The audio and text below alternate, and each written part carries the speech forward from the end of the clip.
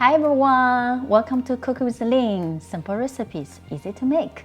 As some of you guys suggested, and I thought it's a good idea, today I'm going to share with you my essential ingredients for Chinese cooking and also must-have ingredients for Sichuan cuisine. Let me start with the most popular sauce, soy sauce in Chinese, 酱油. That's a word of the day. And this is light soy sauce. This is dark soy sauce. So the differences between light soy sauce and dark soy sauce is in viscosity and color and the taste. So light soy sauce doesn't mean it has less salt. So if you compare these two, they actually have similar sodium for a tablespoon. But the dark soy sauce has sugar added and it's thicker. You can see it's thicker than the light soy sauce. Of course, soy sauce used a lot in Chinese cooking. In my recipes, you can find the soy chicken wings, very popular recipe. Used both light soy sauce and dark soy sauce. And recently, I just made the tea eggs with soy sauce.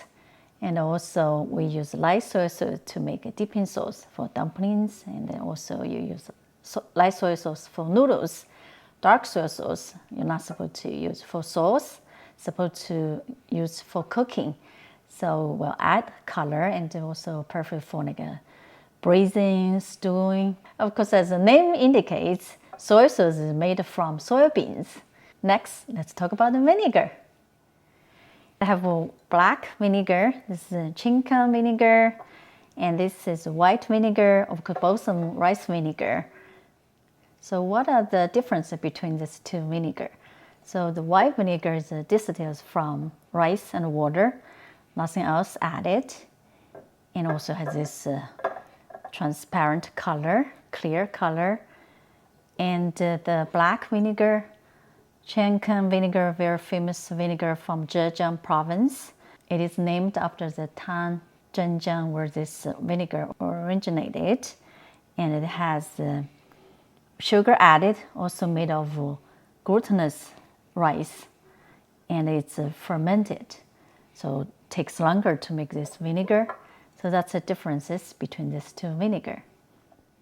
The white vinegar always good for salad. You can find it in my soybean salad and also in my stir-fry shredded potato. I finished it with white vinegar, and white vinegar is very pungent versus the black vinegar has more taste and used in my sweet sour ribs and also hot sour soup. Next, let's talk about cooking wine. This is the most famous Chinese cooking wine, Shaoxing cooking wine. It's from Shaoxing, the city in Zhejiang province. And of course, it's made from rice and with salt added and wheat, of course, alcohol. And you guys always ask about substitutes for cooking wine. So actually, you can use dry sherry or you can use the Japanese mirin, or you can just skip it. Alternatively, you can use chicken stock. So the cooking wine can remove any unwanted taste, like a porky taste, chickeny taste, and also enhance the flavor. We often use for meats and seafood. So you can find in my recipe steamed fish and also a stir-fry beef. So that's Shaoxing cooking wine. Next, we're going to talk about sesame oil. You guys probably saw this brand all the time. Kodoya is the Japanese brand. Anyway, I don't have any preference of brand for sesame oil. So sesame oil is produced by pressing roasted sesame seeds, and it's naturally made. It's not refined. And of course, it has very low burning point, so it's not for cooking, rather for seasoning, for flavor. Yeah, we use sesame oil a lot, right? You can use it in your dipping sauce, in your salad, And you can finish your dish with sesame oil, something like my vegetable soup and kung pao chicken. We use sesame oil. A lot of recipes use sesame oil. And next we're going to talk about oyster sauce. So oyster sauce is made from oyster extracts, with sugar, salt added. So that's why it's very savory and also a little bit salty. Since the oyster sauce is very salty, I normally dilute it if I use it in the dishes. And also in cooking, you always add it in the end because you don't want to cook the oyster sauce. So after heating, it may lose the taste. And you can find the oyster sauce used in many of my recipes, like egg foo young, the sauce for egg foo young, and also shrimp fried rice. I added oyster sauce. Next, we're going to show the must-have Sichuan ingredients. So first, we'll talk about the soul of Sichuan cuisine, doubanjiang, broad bean paste. So this is made from broad beans and fermented for a long time. It normally takes months to make this. And this is one of my favorite brand from Sichuan. And it's known as Pixian Douban. Pixian is a town in Sichuan. That's where this doubanjiang originated. And of course, we have Sichuan peppercorn. And you guys always ask what's the difference between the Sichuan peppercorn and the black peppercorn. So Sichuan peppercorns are very unique because it has that tinkling and numbing sensation. And of course, it's a must-have for Sichuan cuisine.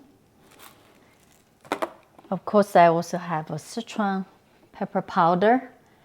So you can make yourself. Sometimes I make myself. You just need to pan roast the Sichuan peppercorn and then grind it. And so this is the powder. And of course, we need the chili peppers, this dried chili peppers. I mean, here in the supermarket, it doesn't have many varieties. Back in my hometown, Sichuan, it's lots of varieties of chili peppers. So I just get whatever, from Sichuan. And also this is a chili powder. You guys asked about what kind of chili powder. I mean, actually, this is just a ground chili. So you can just pan roast chili peppers, then you can grind it into powder. There's nothing added. And this one's a white pepper powder. You guys probably saw me use all the time for seasoning. It's not specifically for Sichuan cuisine, but I use for seasoning meat, even season eggs, right? So the difference between the white pepper powder and the black pepper. So this is black pepper with the outer layer removed and ground into powder. We call powder. I know you guys said it should be ground pepper, ground white pepper. So you can find a bunch of my recipes use doubanjiang, like whole fish doubanjiang, and also country style chicken, as well as double cooked pork. That's all Sichuan dishes. And for the powder, of course, you can make hot oil. That's very essential for Sichuan cuisine. And the peppers, Sichuan peppers. If you check on my spicy chicken, use the peppers and Sichuan peppercorns. Even in the kung pao chicken, I used Sichuan peppercorns and chili peppers. Of course, the powder you can use for dipping sauce and using the noodles, like my dandan noodles. This is must have, and also the Chongqing noodles. So this is a Sichuan pepper powder or ground Sichuan pepper. I hope this video will help you guys to understand all the ingredients here and how to use them. I'm going to list the recipes I mentioned along with the ingredients in the description box. And also please leave a message below. Let me know what ingredients you have in your kitchen, in your pantry. Yeah, by the way, only oyster sauce and doubanjiang should be refrigerated after you open it. Other sauces, ingredients you can leave in your pantry. If you like this video, please give me a thumbs up. Please subscribe to my channel for more simple recipes. Thank you so much for watching. See you next time.